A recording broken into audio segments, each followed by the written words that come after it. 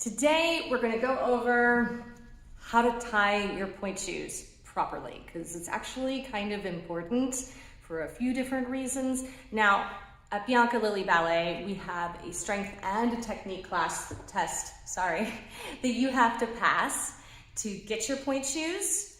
And some people feel like that's intimidating, but honestly, if a program's not taking you the time to really teach you and train you to be prepared for these, I kind of feel like they're not doing the job right. These are a privilege, but also the issue is they can be dangerous. You can get really hurt, even as an adult, if you are not properly prepared, both in terms of strength and technique, to work in pointe shoes. And I have a whole other video where I get on my soapbox about putting children on pointe too early and the permanent damage it can cause.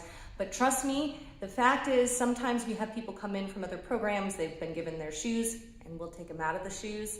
And then, usually it takes about 3 months of coaching, getting them the strength training they need, doing a little bit of technique remediation. And then when we put them back in the shoes, they can do so much more than they could before. They're so much more secure, and it's so freeing to have that strength and technique to support them.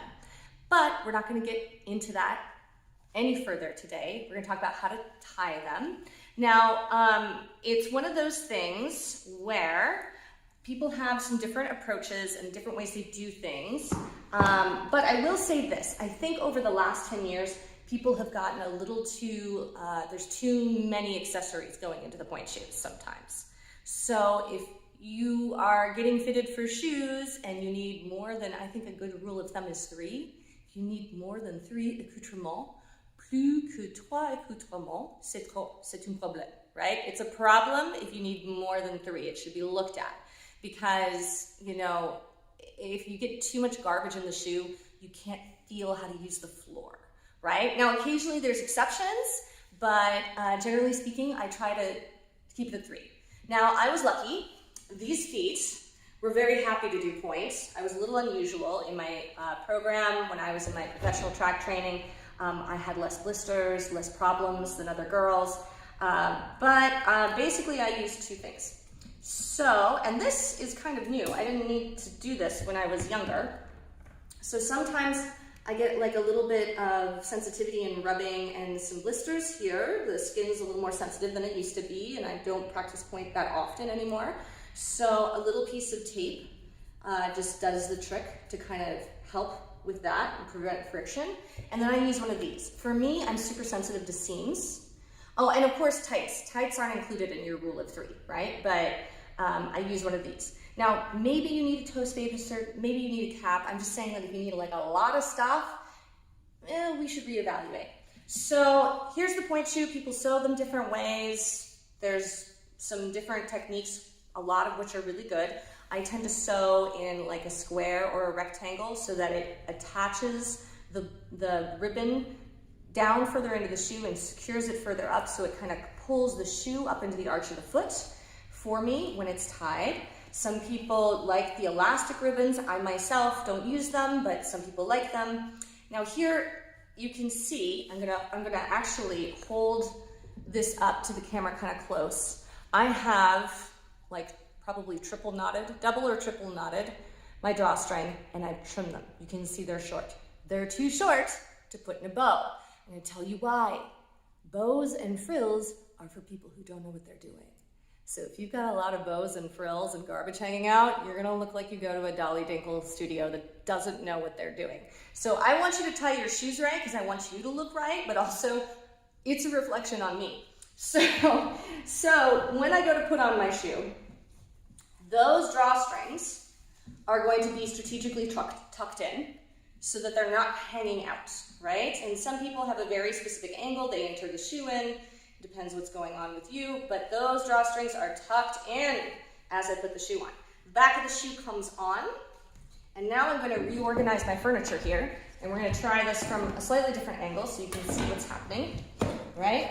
Okay, and let's even adjust the camera. This is Bianca's amateur videography session here just to get this out. So from here, you can see there's my inside ribbon. Now, there's a few different ways to do this that are legit. The way that I've been doing recently, in recent years, is I take The inside ribbon I go around, and actually I keep my ribbons a little long. A lot of people make them a little shorter, you know, there's some room. But if you're going through a lot of point shoes, you're gonna keep them pretty short because you don't wanna be going through tons of ribbon. And then here, sometimes I'll do a little flex and point action to make sure the tension is where I want it in the ribbons. And then I go to tie the ribbon. Now when I'm tying, you can see that there's like, from the Achilles tendon, there's like, if you go right in front of the Achilles, there's sort of like a little kind of like a hollow. So that's where you're gonna tie your first knot. You tie your second knot. Now again, my ribbons are a little long. They could be a little shorter. I should probably take them down by about 1 inch. And what you're gonna do, you're gonna fold it over so that you're making like this nice square package. So you make like a fold, a fold, a fold down to the knot, and then you take the knot and this whole package, and what you're gonna do is you're gonna tuck it in underneath your ribbons, nice and tidy, right? So this whole package is now tucked into that little hollow underneath, right? And you can't see the drawstring, it's tucked in, right? So when we are working in our shoes, now I've got something nice and clean to work with.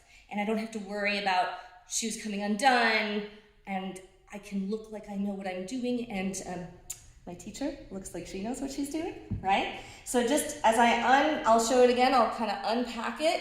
So you kind of take the ribbons out. You can see that's that package. And again, these are actually a little too long. I should trim these. And then usually I singe the ends so that they don't fray. But again, you make your little package here, and then your whole package into the hollow right in front of the Achilles tendon. Nice and neat and tidy. You're ready to go for your point class. All right. Thanks for sharing with me and for watching. More to come.